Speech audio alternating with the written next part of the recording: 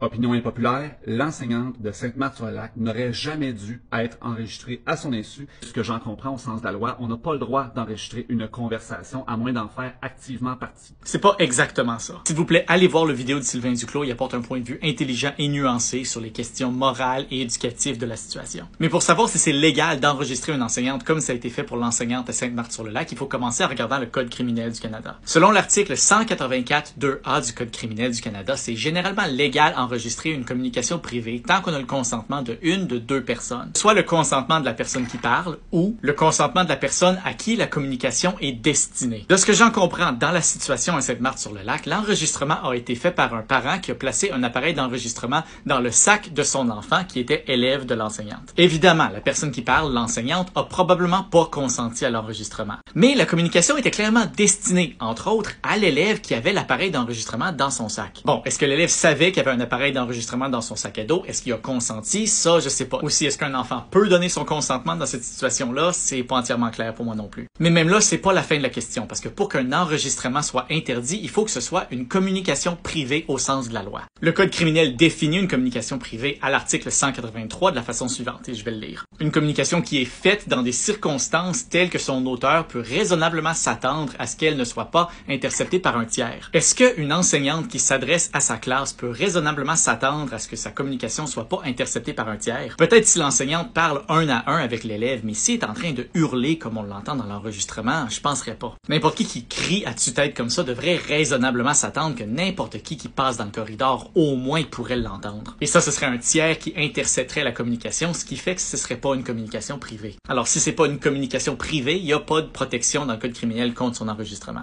Mais attention, vous avez remarqué, il y a beaucoup de peut-être dans ce que j'ai dit, c'est pas un conseil juridique. Les lois criminelles sont compliquées, s'appliquent au cas par cas et il y a potentiellement d'autres lois sur la protection de la vie privée, par exemple, qui pourraient s'appliquer à des enregistrements. Si vous avez des questions sur une situation qui est particulière à vous, parlez à un avocat.